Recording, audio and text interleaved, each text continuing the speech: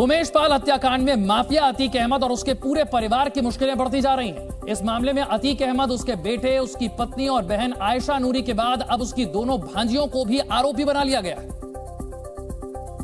क्योंकि पुलिस की जांच में यह बात सामने आई कि अतीक की बहन आयशा नूरी की दोनों बेटियों ने भी इस हत्याकांड में शामिल शूटरों की मदद की थी। उमेश पाल की हत्या के बाद शूटर गुड्डू मुस्लिम मेरठ में अतीक की बहन आयशा नूरी के घर गया था, जहां आयशा के पति डॉक्टर अखलाक से गुड्डू मुस्लिम ने मुलाकात की थी। इसका एक सीसीटीवी वीडियो भी सामने आया था। बताया जा रहा है कि आयशा की बेटियों ने इस दौरान गुड्डू मुस्लिम की मदद भी की थी, जिसके बाद पुलिस ने इस केस में अतीक की दोनों भांजियों को भी आरोपी बना दिया। इनमें अतीक की बहन आयशा नूरी के पति डॉक्टर अखलाक को पुलिस पहले से गिरफ्तार कर चुकी है, जबकि फरार आयशा नूरी और उसकी दोनों बेटियों की तलाश के लिए पुलिस की टीम कई जगहों पर दबिश डाल रही है। उमेश पाल की हत्या के बाद अतीक अहमद का बेटा असद अहमद कुछ दिनों तक दिल्ली में छिपकर रहा था और सूत्रों के मुताबिक दिल्ली पुलिस की स्पेशल सेल ने इस मामले में असद की मदद करने वाले 3 लोगों को हिरासत में ले लिया है। और जांच में यह भी सामने आया कि दिल्ली में आने के बाद असद अहमद ने सबसे पहले जिस शख्स की मदद ली थी वो उसका पुराना ड्राइवर था, जो दिल्ली में ही रह रहा था। सूत्रों के मुताबिक असद के कहने पर उसका पुराना ड्राइवर मेरठ गया था और वहां किसी से पैसे लाकर उसने दिल्ली में असद को दिए थे। ये भी पता चला है कि दिल्ली में असद अहमद करीब 15 दिनों तक संगम विहार इलाके में रुका था। असद अहमद वहां जावेद नाम के शख्स के घर में रुका था और इस दौरान 3 लोगों ने उसकी मदद की थी, जिन्हें पुलिस ने हिरासत में लिया और पूछताछ के जरिए उनसे असद की लोकेशन पता करने की कोशिश की जा रही है। पुलिस की जांच में ये सामने आया कि दिल्ली जाने से पहले असद अहमद मेरठ में डॉक्टर अखलाक के घर शूटर गुलाम के साथ गया था। इस मामले में असद की मदद करने वाले 3 लोगों को हिरासत में लिया गया, ये हमने आपको दिखाया। इस बीच प्रयागराज पुलिस ने उमेश पाल हत्याकांड में माफिया अतीक अहमद की पत्नी शाइस्ता परवीन, उसके बेटे अली अहमद और शूटर साबिर के खिलाफ एक और केस दर्ज कर लिया है। आरोप है कि अतीक की पत्नी शाइस्ता परवीन ने इस केस में एक दूसरे आरोपी राकेश को एक बैग छिपाने के लिए दिया था। पुलिस ने केस की जांच के दौरान आरोपी राकेश को गिरफ्तार कर लिया, जिसके बाद उससे हुई पूछताछ में शाइस्ता परवीन के बैग देने की बात सामने आई। पुलिस ने आरोपी राकेश की निशानदेही पर उस बैग को बरामद कर लिया। बैग के अंदर से पुलिस को अतीक के बेटे अली अहमद के फोटो लगे 2 आधार कार्ड मिले। इसमें एक आधार कार्ड पर मोहम्मद साबिर पुत्र सिद्दीकी का नाम लिखा था और तस्वीर अतीक के बेटे अली अहमद की थी, जिससे साफ हो गया कि आधार कार्ड जाली था। जिसके बाद पुलिस ने इसकी जांच के लिए शाइस्ता परवीन, अली अहमद और साबिर के खिलाफ एक और केस दर्ज किया। इस बीच उमेश पाल हत्याकांड की जांच में राजू पाल की हत्या के आरोपी अब्दुल कवि का एक शस्त्र लाइसेंस सामने आया है, जिससे प्रशासन में हड़कंप मच गया है। आरोप है कि 2005 में राजू पाल की हत्या में आरोपी होने के बाद भी अब्दुल कवि ने राइफल का लाइसेंस हासिल कर लिया था और ये लाइसेंस उसने ठीक 1 साल बाद 2006 में कौशाम्बी से हासिल किया था। अब्दुल कवि माफिया अतीक अहमद का शार्प शूटर है, जो कौशाम्बी का रहने वाला है। राजू पाल की हत्या के बाद पुलिस ने अब्दुल कवि पर 1 लाख का इनाम रखा था। 2008 में उसके घर की कुर्की हुई, लेकिन 2009 में अब्दुल कवि ने राइफल के लाइसेंस का रिन्यूअल भी कराया। इसके बाद 2014-15 में उसने लाइसेंस का यूनिक नंबर भी हासिल कर लिया। ऐसे में सवाल उठ रहा है कि हत्या के आरोपी को शस्त्र लाइसेंस कैसे मिला और उसने यूनिक नंबर कैसे हासिल किया। लाइसेंस सामने आने के बाद प्रशासनिक अमले में हड़कंप मचा हुआ है। अब पुलिस के अधिकारी जांच कर कार्रवाई की बात कह रहे हैं। राजू पाल की हत्या के बाद पुलिस ने अब्दुल कवि के ठिकानों से अवैध हथियारों का जखीरा बरामद किया था। इस कार्रवाई से घबराकर अब्दुल कवि ने लखनऊ की सीबीआई कोर्ट में आत्मसमर्पण कर दिया था।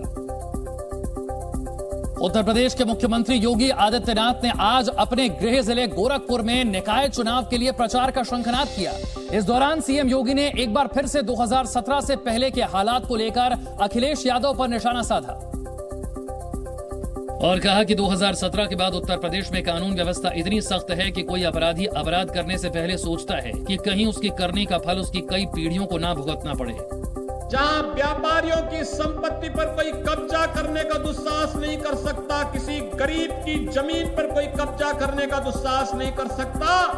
अगर किसी अपराधी और किसी माफिया ने जरूरत की तो उसका इलाज भी सरकार के पास है।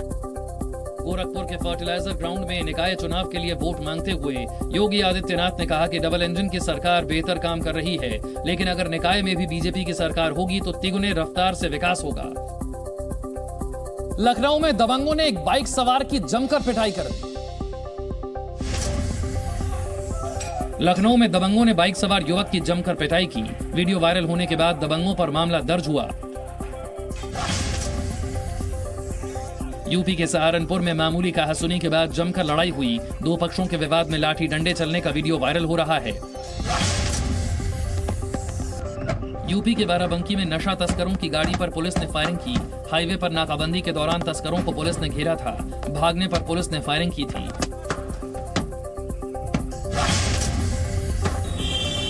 मध्य प्रदेश के भिंड में दो पक्षों के विवाद में गोली चली। सीसीटीवी वीडियो में बाइक पर आए बदमाश गोली चलाते दिखे।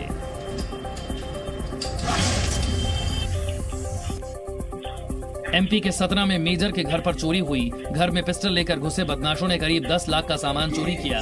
चोरों की तलाश अभी जारी है। प्रोजेक्ट टाइगर के 50 साल पूरे होने पर प्रधानमंत्री मोदी ने कर्नाटक के बांदीपुर टाइगर रिजर्व का दौरा किया। जब प्रधानमंत्री मोदी बांदीपुर टाइगर रिजर्व पहुंचे तो उनका अंदाज देखकर लोग दंग रह गए, क्योंकि प्रधानमंत्री मोदी आज अलग लुक में दिखाई दिए। पीएम मोदी का जो नया लुक सामने आया उसमें वो खाकी कलर की pant, printed half sleeve shirt और हाथ में खाकी रंग की एक हाफ जैकेट पकड़े नजर आए। इस नए लुक के साथ प्रधानमंत्री मोदी ने ब्लैक कलर के जूते भी पहने हुए थे। प्रधानमंत्री मोदी के नए लुक की ये तस्वीर प्रधानमंत्री कार्यालय यानी पीएमओ की तरफ से भी ट्वीट की गई, जिसके कुछ ही मिनट के बाद ये तस्वीर सोशल मीडिया पर वायरल होने लगी और प्रधानमंत्री मोदी के एडवेंचर लुक को देखकर लोग अलग अलग तरह की प्रतिक्रियाएं देने लगे। प्रधानमंत्री मोदी की सबसे बड़ी खूबी है कि वो जहां जाते हैं उसी वेशभूषा में ढल जाते हैं और उनकी यही खूबी आज बांदीपुर टाइगर रिजर्व में भी नजर आई। और जंगल सफारी के लिए प्रधानमंत्री मोदी अप टू डेट नजर आए। प्रधानमंत्री मोदी एक खुली गाड़ी में सवार हुए, जंगल सफारी के लिए निकल पड़े। इस दौरान प्रधानमंत्री मोदी के पास एक कैमरा था जिससे वो जंगली जानवरों की तस्वीर लेते नजर आए। प्रधानमंत्री मोदी ने इस दौरान कई जानवरों की शानदार तस्वीरें खींची, जिसे उन्होंने ट्विटर के जरिए साझा भी किया।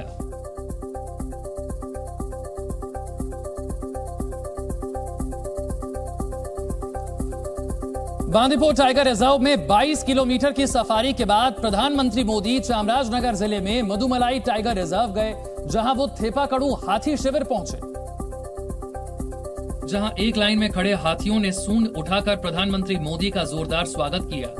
इसके बाद प्रधानमंत्री मोदी हाथियों के बेहद करीब पहुंचे और हाथियों को अपने हाथ से गन्ना भी खिलाया। इस दौरान अपने महावत के साथ अनुशासन में खड़े हाथी प्रधानमंत्री मोदी के साथ बेहद घुले मिले नजर आए, तो प्रधानमंत्री मोदी ने भी हाथ बढ़ाकर उन्हें दुलार किया। प्रधानमंत्री मोदी हाथियों के बीच बेहद कंफर्टेबल नजर आए।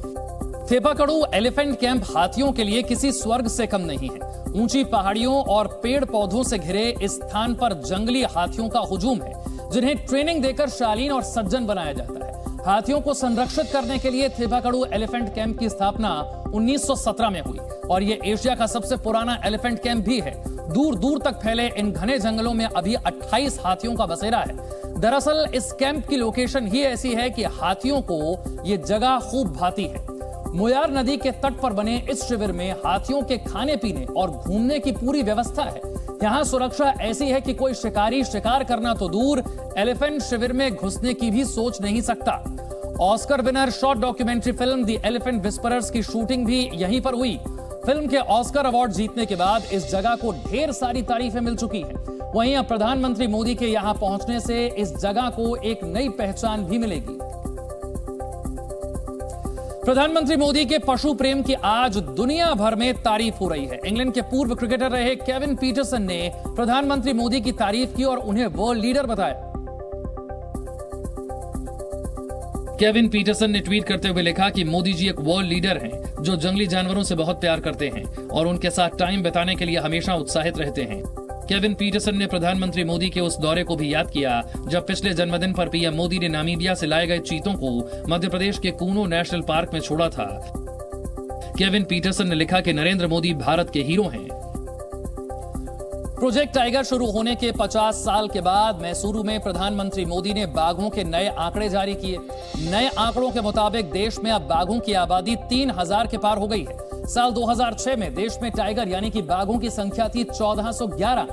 बाघों की तादाद साल 2010 में बढ़कर हो गई 1706 और साल 2014 में यानी कि जब मोदी सरकार पहली बार बनी तब बाघों की संख्या बढ़ती हुई पहुंच गई 2226 तक। 2018 आते आते यह संख्या पहुंच गई 2,967 पर और 2022 में देश में बाघों की अब तक की सबसे ज्यादा तादाद यानी कि 3,167 हो गई है। पिछले 4 साल में देश में 200 बाघ बढ़े हैं। प्रधानमंत्री मोदी ने बाघों की बढ़ती संख्या पर खुशी जताई और प्रोजेक्ट टाइगर की सफलता की जमकर तारीफ भी की। और प्रधानमंत्री मोदी ने कहा कि भले ही दुनिया भर में टाइगर की आबादी घट रही है, लेकिन हम टाइगर की संख्या को घटने नहीं देंगे। प्रधानमंत्री मोदी ने कूनो नेशनल पार्क में 4 शावकों के हुए जन्म का भी जिक्र किया और टाइगर को मां दुर्गा का वाहन बताया। भारत की धरती से चीता करीब करीब 75 साल पहले विलुप्त हो गया था, यानी करीब करीब 75 साल बाद भारत की धरती पर किसी चीता ने जन्म लिया है। ये एक बहुत ही शुभ शुरुआत है। प्रधानमंत्री मोदी ने प्रोजेक्ट टाइगर के 50 साल पूरे होने के मौके पर एक स्मारक सिक्का भी जारी किया और इंटरनेशनल बिग कैट्स अलायंस यानी कि IBCA की भी शुरुआत की। इंटरनेशनल बिग कैट अलायंस, उसका फोकस दुनिया की 7 प्रमुख बिग कैट्स के संरक्षण पर होगा। पीएम ने कहा कि मानवता का बेहतर भविष्य तभी संभव है जब हमारा पर्यावरण सुरक्षित रहेगा। भारत ने 5 दशक पहले देश में टाइगर्स को बचाने के लिए काम शुरू किया और इसका नाम रखा गया प्रोजेक्ट टाइगर। इसकी शुरुआत होती है 1 अप्रैल 1973 को। यह बाघों को बचाने की सबसे बड़ी मुहिम थी। इस मुहिम का असर यह है कि इस वक्त दुनिया में 70% बाघ जो हैं वो भारत में पाए जाते हैं। प्रोजेक्ट टाइगर की शुरुआत में इसमें 9 टाइगर रिजर्व को शामिल किया गया था। आज 50 सालों के बाद प्रोजेक्ट टाइगर 53 टाइगर रिजर्व में फैल गया है। 1973 में प्रोजेक्ट की शुरुआत में बाघों के पैरों के निशान से इनकी गिनती होती थी, लेकिन तकनीक के विकास के साथ साथ अब बाघों की गिनती के लिए capture, mark and recapture method का इस्तेमाल किया जाता है। इस तरीके में बाघों की एक छोटी संख्या को पकड़ा जाता है, उनके शरीर पर निशान लगाकर वापस उन्हें बाघों की आबादी में छोड़ दिया जाता है। भारत के टाइगर प्रोजेक्ट की दुनिया भर में तारीफ हो रही है, लेकिन इस पर कांग्रेस ने सियासत शुरू कर दी है। कर्नाटक में टाइगर रिजर्व में प्रधानमंत्री मोदी के दौरे पर कांग्रेस ने कैसे तंज किया। और कांग्रेस ने पीएम मोदी पर 50 साल पुराने प्रोजेक्ट का क्रेडिट लेने का आरोप लगाया। कांग्रेस नेता जयराम रमेश ने पीएम मोदी पर निशाना साधते हुए लिखा कि पीएम मोदी बांदीपुर में 50 साल पहले लॉन्च हुए प्रोजेक्ट टाइगर का पूरा क्रेडिट ले लेंगे। वो खूब तमाशा करेंगे, सुर्खियां बटोर लेंगे, लेकिन हकीकत बिल्कुल उलट है। कांग्रेस नेता जयराम रमेश ने प्रधानमंत्री मोदी के नए लुक पर भी तंज किया। सिर्फ जयराम रमेश ही नहीं, कांग्रेस के राज्यसभा सांसद नासिर हुसैन ने भी प्रधानमंत्री के कर्नाटक दौरे पर सवाल खड़े किए। पुरानी ट्रेन को नया इंजन का डब्बा लगा के पुरानी ट्रैक में चला के झंडा हिला देते हैं। कांग्रेस का आरोप है कि प्रोजेक्ट टाइगर 50 साल पहले यूपीए की सरकार में लाया गया था, लेकिन बीजेपी और प्रधानमंत्री मोदी इसका जबरन क्रेडिट ले रहे हैं। वहीं कांग्रेस के आरोपों पर बीजेपी ने भी पलटवार किया। बीजेपी ने कहा कि प्रधानमंत्री देश के हैं, इसीलिए फर्क नहीं पड़ता कि प्रोजेक्ट कौन लेकर आया था। See, it is such a mean mentality I have seen of the congressmen. See, as a prime minister, he belongs to the entire country. Okay, whoever started the project, it is not then a prime thing. BJP ने प्रधानमंत्री के कर्नाटक दौरे पर खुशी जताई और कहा कि इससे वन्य जीवों के संरक्षण को बढ़ावा मिलेगा। कर्नाटक और तमिलनाडु में टाइगर रिजर्व का दौरा करने के बाद प्रधानमंत्री मोदी वापस दिल्ली आए। दिल्ली पहुंचते ही प्रधानमंत्री मोदी दिल्ली के सेक्रेड हार्ट चर्च पहुंचे। यहां वो कैंडल सेरेमनी में शामिल हुए। प्रधानमंत्री देश की शांति और खुशहाली की प्रार्थना कर ईस्टर का संदेश दिया। प्रधानमंत्री ने फादर से मुलाकात की और कई मुद्दों पर उनसे बातचीत हुई। चर्च में लोगों से गर्मजोशी से प्रधानमंत्री का स्वागत हुआ। प्रधानमंत्री को चर्च की तरफ से फूलों का गुलदस्ता दिया गया। प्रधानमंत्री ने सुबह ट्वीट कर लोगों को ईस्टर की शुभकामनाएं दी थी। उन्होंने ट्विटर पर लिखा कि ईस्टर की शुभकामनाएं, ये विशेष अवसर हमारे समाज में शांति एवं सद्भाव की भावना को और गहरा करे। माना जा रहा है कि 2024 के चुनावों के लिए बीजेपी दक्षिण भारत में ईसाई वोटर्स को अपने पाले में लाने की कोशिश कर रही है। दिल्ली मेट्रो में सफर के दौरान महिलाओं के साथ छेड़छाड़ की घटनाओं में इजाफा हुआ है और यह खुलासा मेट्रो पुलिस ने एक आरटीआई के जवाब में किया है। और इसके मुताबिक साल 2021 के मुकाबले 2022 में दिल्ली मेट्रो के अंदर छेड़छाड़ के मामले 80% बढ़ गए हैं। वर्ष 2023 में 15 मार्च तक छेड़छाड़ के मामलों में बढ़ोतरी हुई है। साल 2021 में मेट्रो के अंदर छेड़छाड़ की 9 घटनाएं हुई थी। 2022 में मेट्रो के भीतर छेड़छाड़ के 16 मामले दर्ज हुए हैं, यानी कि औसतन हर 2 महीने में 3 महिलाओं से छेड़छाड़ की शिकायत आ रही है। 2023 में अब तक हर महीने 2 महिलाओं से छेड़छाड़ की शिकायत आ रही है। साल 2022 में दर्ज किए गए छेड़छाड़ के मामलों में 90% से ज्यादा में गिरफ्तारी भी हो चुकी है। जालंधर लोकसभा सीट में उपचुनाव से पहले पंजाब के कई नेता बीजेपी में शामिल हुए। जालंधर उपचुनाव से पहले कांग्रेस नेता इंदर सिंह इकबाल समेत कई नेताओं ने बीजेपी की सदस्यता ले ली। बीजेपी में शामिल होने के बाद इंदर सिंह ने बीजेपी के बड़े नेताओं से मुलाकात की। ओम प्रकाश राजभर ने स्वामी प्रसाद मौर्य को संविधान विरोधी बताया। बहराइच में जनसभा के दौरान राजभर ने कहा कि स्वामी प्रसाद जैसे लोगों को सिर्फ सत्ता चाहिए। सीएम शिवराज के हिंसा वाले बयान पर कमलनाथ ने कहा कि सीएम शिवराज अभद्र भाषा का इस्तेमाल कर रहे हैं। मेरे हनुमान मेरे साथ हैं, उनके आशीर्वाद के साथ मैं आगे बढ़ूंगा।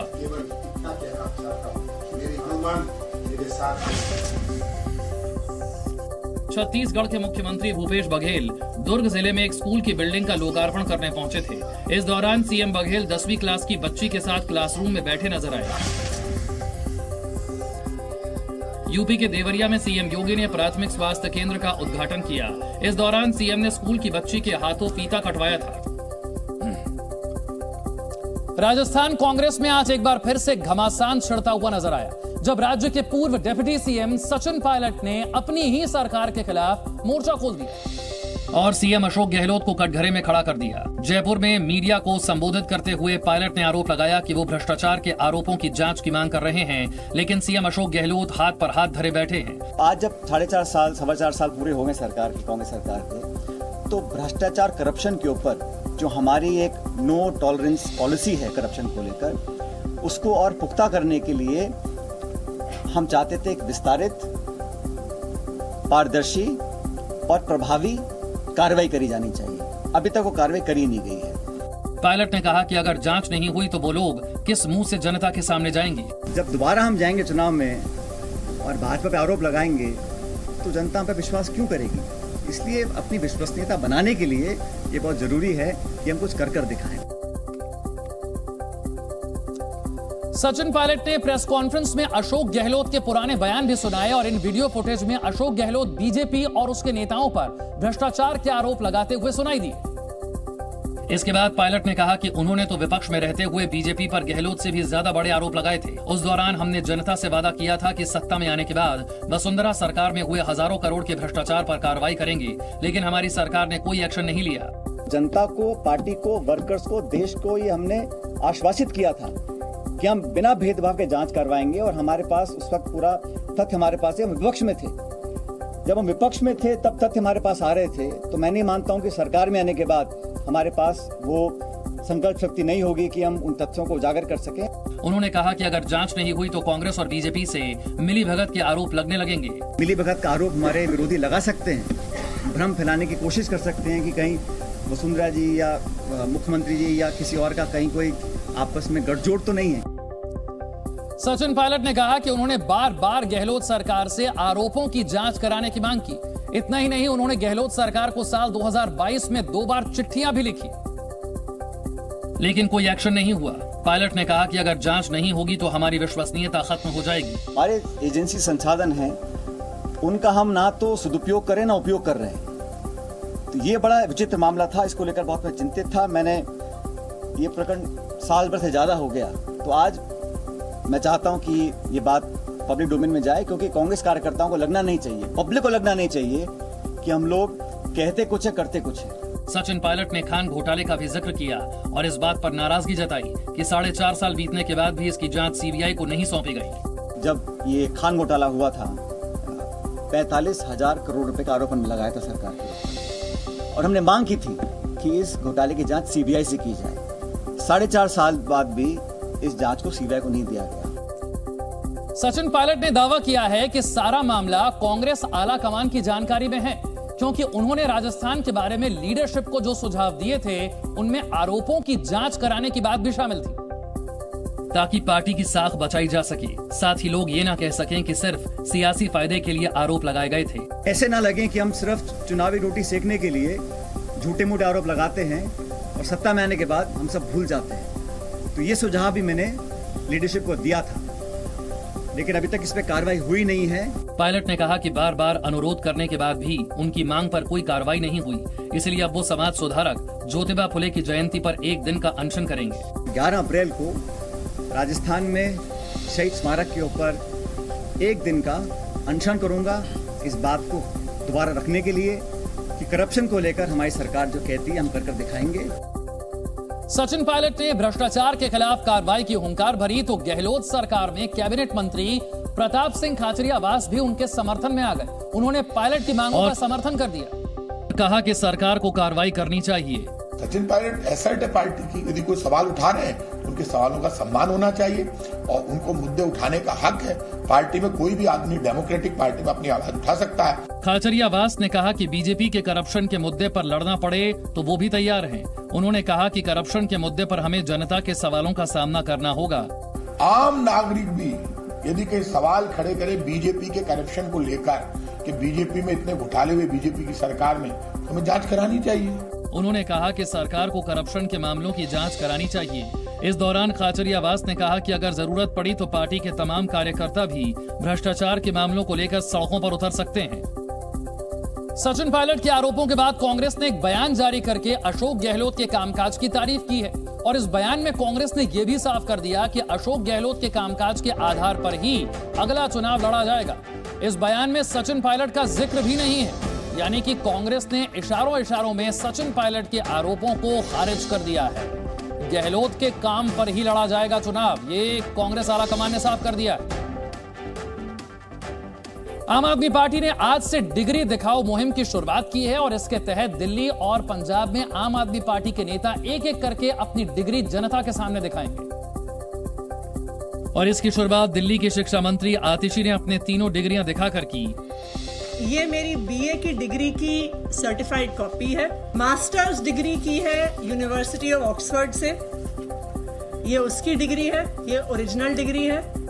दरअसल आम आदमी पार्टी पीएम मोदी की डिग्री को लेकर हमलावर है। इसी को मुद्दा बनाते हुए डिग्री दिखाओ मुहिम की शुरुआत की। वहीं बीजेपी सांसद मनोज तिवारी ने केजरीवाल पर एक व्यंग्यात्मक वीडियो जारी किया। अरविंद केजरीवाल ने अनपढ़ वाला कमेंट किया तो देश के हर तबके से लोग केजरीवाल के विरोध में आ गए हैं। पीएम की सूझबूझ से 200 करोड़ से ज्यादा वैक्सीन डोज की उपलब्धि को ना पहचानने वाला असल में वो ही अनपढ़ है।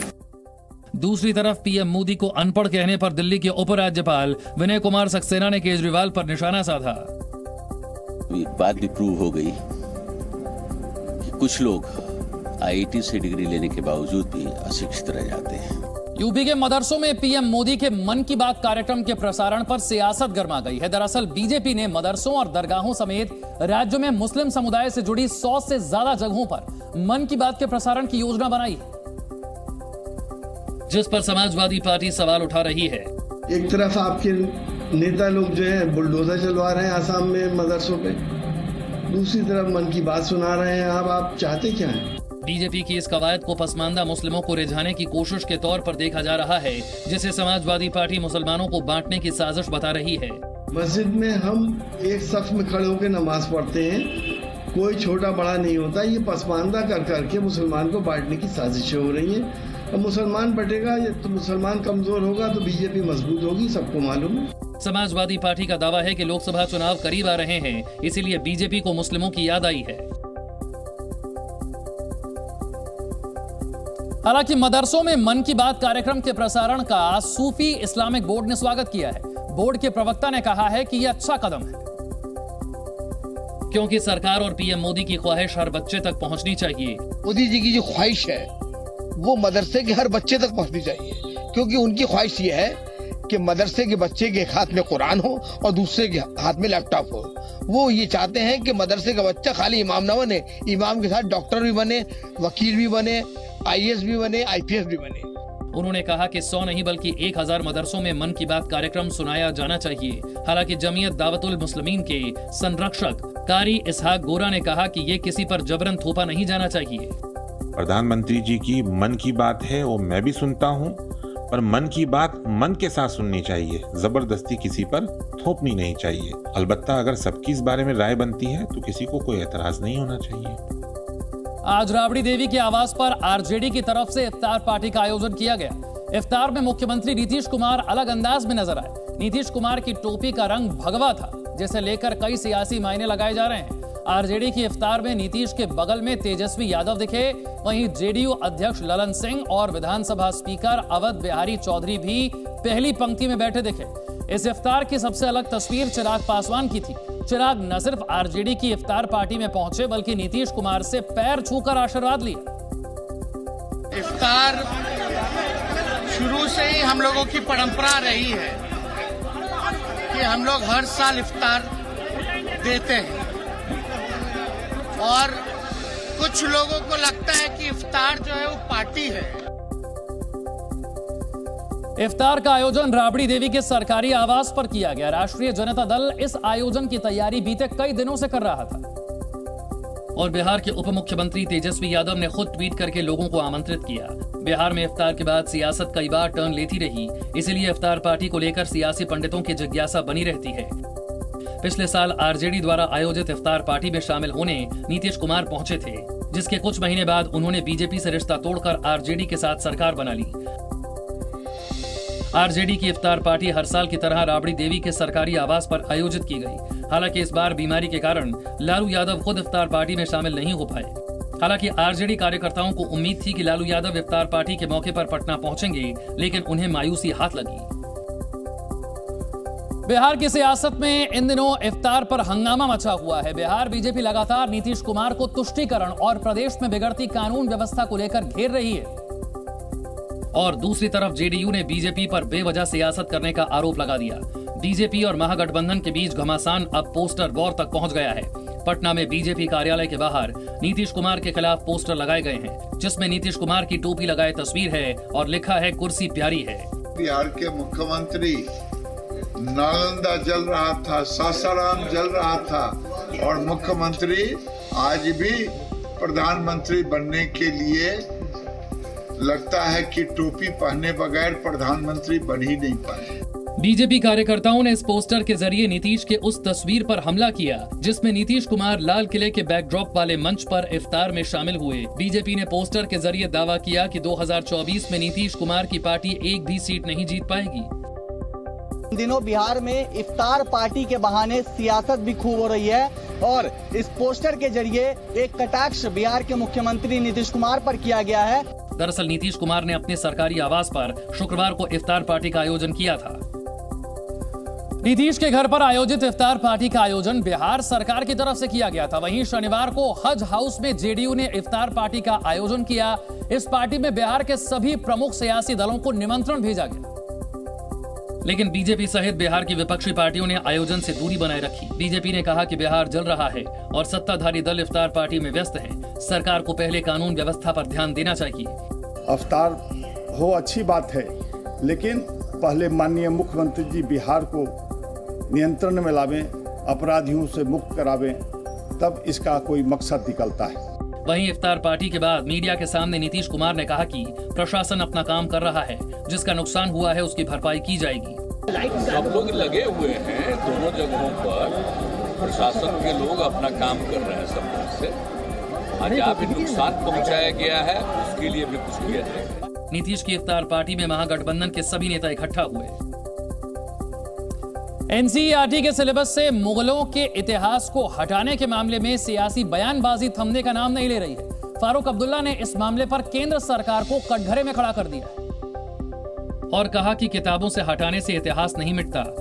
तारीख मिट नहीं सकती। आप कितना इसको किताबों से निकालेंगे, शाहजहां को कैसे भूल जाएंगे। फारूक अब्दुल्ला ने मुगल शासकों की तारीफ में खूब कसीदे पढ़े और कहा कि मुगल काल में सभी को धार्मिक स्वतंत्रता थी। 800 साल हुकूमत की, कभी किसी हिंदू को खतरा नहीं लगा, किसी मुसलमान या सिख ईसाई को खतरा नहीं लगा। दरअसल NCERT ने 12वीं क्लास के सिलेबस से मुगल दरबार के इतिहास और कुछ कवियों की रचनाओं को हटा दिया है। यूपी ने NCERT के सिलेबस को 2023-24 के सत्र से लागू कर दिया है, जिसके बाद विवाद बढ़ गया। PMLN की उपाध्यक्ष और पाकिस्तान के पूर्व PM नवाज शरीफ की बेटी मरियम नवाज को बेइज्जती का सामना करना पड़ा। उनकी इस बेइज्जती का वीडियो सोशल मीडिया पर शेयर हो रहा है, जिसमें एक महिला सेल्फी लेने के बहाने मरियम नवाज के करीब आती है। सोशल मीडिया पर शेयर वीडियो में महिला का चेहरा ब्लर है। मुस्कुराती हुई मरियम फोटो के लिए तैयार हो जाती हैं, लेकिन महिला फोटो लेने के बजाय मरियम से कुछ ऐसा कहती हैं कि वो हैरान रह जाती हैं।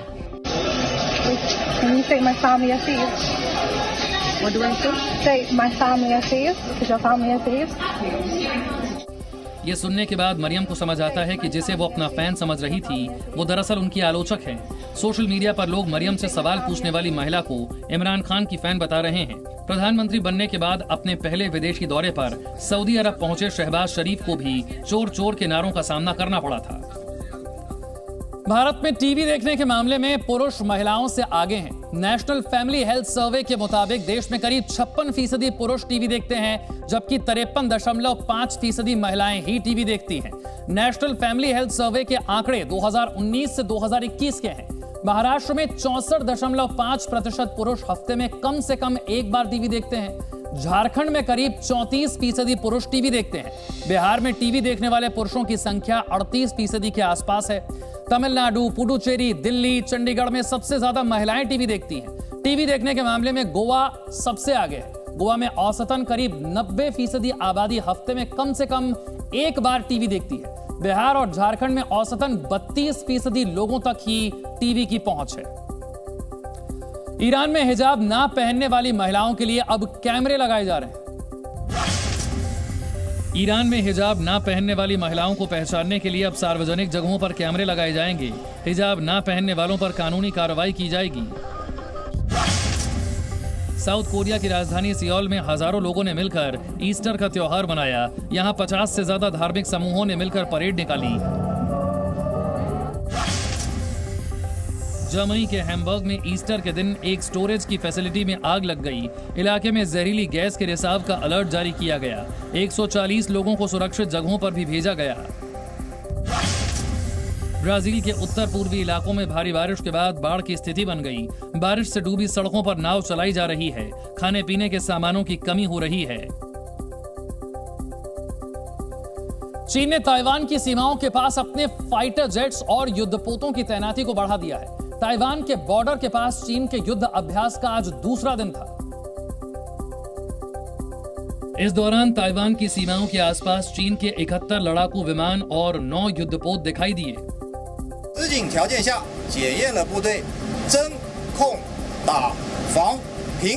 ताइवान के मुताबिक 45 चीनी फाइटर जेट्स ने ताइवान की वायु सीमा में प्रवेश किया। ताइवान के रक्षा मंत्रालय ने चीन के जिन फाइटर जेट्स को अपनी सीमा के आसपास ट्रैक किया, उसमें J-10, J-11, J-16, H-6 बम वर्षक शामिल थे। इसके अलावा चीन के ट्रांसपोर्ट विमान, बॉम्बर विमान और चेतावनी देने वाले विमान भी ताइवान की सीमाओं के पास उड़ान भरते नजर आए। ताइवान की राष्ट्रपति साई इंग-वेन के अमेरिका दौरे से बौखलाए चीन ने 8 अप्रैल को ताइवान के चारों तरफ युद्ध अभ्यास किया, जो कल तक चलेगा। पीपल्स लिबरेशन आर्मी ने अपनी इस सैन्य ड्रिल को यूनाइटेड शार्प स्वॉर्ड का नाम दिया है। ये मिलिट्री ड्रिल ताइवान के तट से महज 50 किलोमीटर की दूरी पर हो रही है। इसमें चीन की सेना हथियारों और गोला बारूद का इस्तेमाल करते हुए दिखाई दे रही है। वहीं ताइवान की सेना लगातार चीन के लड़ाकू विमानों और युद्धपोतों पर नजर रख रही है। ताइवान ने चीन के फाइटर जेट्स और युद्धपोतों पर नजर रखने के लिए कॉम्बैट एयर पेट्रोल को तैनात किया। ताइवान सेना के विमान लगातार उड़ान भर रहे हैं और चीनी लड़ाकू विमानों की गतिविधियों पर पल पल नजर रख रहे हैं। इसके साथ ही ताइवान की सेना ने वायु रक्षा मिसाइल प्रणालियों को भी तैनात किया है। हवा के साथ साथ समंदर में भी ताइवान के सैनिक चीनी युद्धपोतों पर नजर रख रहे हैं। ताइवान ने ड्रैगन आर्मी के युद्धपोतों को पीछे धकेलने के लिए ताइवान के जहाज समंदर में चक्कर लगाते हुए नजर आए। इस दौरान चीन के एक युद्धपोत का ताइवान के तटरक्षकों से सामना हो गया, जिसके बाद ताइवान के कोस्ट गार्ड्स ने चीन के युद्धपोत को ताइवान की सीमा से पीछे जाने की चेतावनी दी। 民国海巡署100多年广播，你现在已经严重破坏利益和平。 चीन और ताइवान के इस टकराव ने दुनिया की टेंशन बढ़ा दी। अमेरिका ने कहा कि वो चीन के युद्ध अभ्यास पर बारीकी से नजर रखे हुए है। अमेरिका ने कहा कि उसे भरोसा है कि क्षेत्रीय शांति को स्थापित करने के लिए उसके पास पर्याप्त संसाधन और क्षमता मौजूद है। हालांकि अमेरिका की चेतावनी को दरकिनार कर जिनपिंग की सेना ताइवान की सीमाओं पर अपनी ताकत का खुला प्रदर्शन कर रही है। चीन की बड़ी साजिश का खुलासा हुआ है। वो हिंद महासागर के क्षेत्र में भारत की उपस्थिति पर नजर रखने के लिए श्रीलंका में एक रडार बेस बनाने की तैयारी कर रहा है। ये रडार बेस श्रीलंका के डोंडरा बे के जंगलों में बनाया जाएगा। सुरक्षा एजेंसी के सूत्रों ने यह खबर दी है, जिसके मुताबिक चीन श्रीलंका के रडार बेस के जरिए भारत की रक्षा तैयारियों, मिसाइल टेस्ट और इसरो की गतिविधियों पर नजर रखना चाहता है। श्रीहरिकोटा में भारत का स्पेस स्टेशन भी नए रडार बेस की रेंज में होगा, यानी चीन श्रीहरिकोटा में होने वाले भारतीय मिसाइल टेस्ट पर भी नजर रख सकेगा। इस बेस से चीन भारत के कुडनकुलम और कलपक्कम न्यूक्लियर पावर प्लांट पर भी नजर रख सकता है। इससे अंडमान निकोबार आइलैंड्स में भारतीय नेवी के मूवमेंट को भी आसानी से ट्रैक किया जा सकेगा। जानकारों के मुताबिक चीन अगर श्रीलंका में रडार बेस बना लेता है तो वो अमेरिका के मिलिट्री बेस और शिप्स के मूवमेंट पर भी नजर रखने की कोशिश करेगा। श्रीलंका चीन के कर्ज जाल में फंसा हुआ है और ऐसे में चीन के कहने पर वो अपने बेस चीन को मुहैया करवा रहा है। इजराइल के तेल अवीव में शनिवार को करीब 10,000 लोग सड़कों पर विरोध करते हुए नजर आए। इजराइल में पिछले कई महीनों से यह प्रदर्शन चल रहा है, जिसके तहत इजराइल के लोग सरकारी न्यायिक सुधार योजनाओं का विरोध करने के लिए सड़कों पर दिखाई दिए। बेंजामिन नेतन्याहू सरकार न्यायपालिका में बदलाव करना चाहती है, लेकिन प्रदर्शनकारी इसे लोकतंत्र के लिए खतरा बता रहे हैं और इसीलिए प्रदर्शनकारी प्रधानमंत्री नेतन्याहू का विरोध करते दिखे। We're still going to come here and say that, loud and clear that we will not let this reform pass. प्रदर्शन का यह सिलसिला पिछले 3 महीनों से चल रहा है। शनिवार को तेल अवीव में नीले और सफेद इजरायली झंडे लहराते भीड़ प्रदर्शन करने उतरी। तेल अवीव में सड़कों पर प्रदर्शन करने उतरे लोगों के हाथों में नेतन्याहू के खिलाफ पोस्टर बैनर भी दिखाई दिए। साथ ही ये लोग प्रधानमंत्री नेतन्याहू और उनकी नीतियों के खिलाफ नारेबाजी करते नजर आए। न्यायपालिका में बदलाव संबंधी बेंजामिन नेतन्याहू सरकार की योजना से इजराइल 75 सालों में पहली बार सबसे बुरे लोकतांत्रिक संकट में घिरा हुआ नजर आ रहा है, क्योंकि कानूनी बदलावों को लेकर देश 2 धड़ों में बढ़ गया है। तेल अवीव में प्रदर्शन में हिस्सा ले रहे लोगों का कहना था कि वो सड़कों पर सिर्फ इसीलिए नहीं कि न्याय व्यवस्था में बदलावों पर विरोध जताएं, वो सड़कों पर इसीलिए भी हैं ताकि लोकतंत्र को बचा सकें। Without equal rights for women, there is no democracy. So we're here tonight as well. Benjamin Netanyahu सरकार के मुताबिक सुधारों के जरिए वो ये पक्का करना चाहते हैं कि सुप्रीम कोर्ट अपनी ताकत का जरूरत से ज्यादा इस्तेमाल ना करे, जबकि प्रदर्शनकारियों का कहना है कि इससे देश में भ्रष्टाचार बढ़ेगा और वो ऐसा होने नहीं देंगे। देश में कोरोना के आंकड़े बढ़ने शुरू हो गए हैं। हर रोज हजारों में नए केस आ रहे हैं। पिछले 24 घंटे में देश में कोरोना के 5,357 नए केस आए हैं और इसके साथ ही देश में एक्टिव मरीजों की संख्या 32,814 हो गई है। बीते 24 घंटे में कोरोना की वजह से 10 मरीजों की मौत भी हुई है। कोरोना की पॉजिटिविटी रेट 5.63% तक पहुंच गई है। हरियाणा की बात करें तो सार्वजनिक जगहों पर मास्क पहनना अनिवार्य हो गया है। हरियाणा में जहां लोगों की संख्या 100 से ज्यादा है, सरकारी दफ्तरों, मॉल, बाजार वगैरह में मास्क पहनना अनिवार्य होगा। खबरों में आगे बढ़ते हैं। 25 अप्रैल से शुरू होने वाली केदारनाथ यात्रा को लेकर तैयारियां जारी। उत्तराखंड के रुद्रप्रयाग में अधिकारियों ने केदारनाथ यात्रा की तैयारियों का जायजा लिया। मौसम से जुड़ी परेशानियों की वजह से तैयारियां पूरी होने में समय लग रहा है। उत्तराखंड में प्रसिद्ध मां अन्नपूर्णा मंदिर के कपाट आज खुल गए। यहां श्रद्धालुओं की भारी भीड़ पहुंची थी। अब अगले 6 महीने तक मंदिर में दर्शन हो सकेंगे। महाराष्ट्र के पुणे में आईपीएल में सट्टेबाजी पर बड़ी कार्रवाई हुई। पुलिस ने सट्टा खिलाने वाले 9 लोगों को गिरफ्तार किया। इनसे मोबाइल, लैपटॉप और दूसरे सामान बरामद किए गए। एमपी के जबलपुर में महिलाओं ने शराब की दुकान का विरोध किया। लाठी डंडों के साथ पहुंची महिलाओं ने दुकान पर जमकर पत्थर मारे। यूपी के हाथरस जिले में शादी के दौरान स्टेज पर दुल्हन ने हर्ष फायरिंग की। दुल्हन ने पिस्टल से 4 बार हवाई फायरिंग की। पुलिस अब मामले की जांच कर रही है। पंजाब के बठिंडा जेल से सामने आए एक वीडियो के वायरल होने के बाद प्रशासन में हड़कंप मच गया। बताया गया कि जेल के अंदर से ही इस वीडियो को कैदियों ने बनाया था। कैदियों ने जेल प्रशासन पर बेहद गंभीर आरोप लगाए। वीडियो में दावा किया गया कि जेल के अंदर कैदियों के साथ बेरहमी से मारपीट की जाती है, कैदियों को बुरी तरह से टॉर्चर किया जाता है, कैदियों को जबरन नशा बेचने के लिए मजबूर किया जाता है और जो कैदी जेल अधिकारियों के आदेश को मानने से इनकार कर देते हैं उन्हें बेरहमी से पीटा जाता है।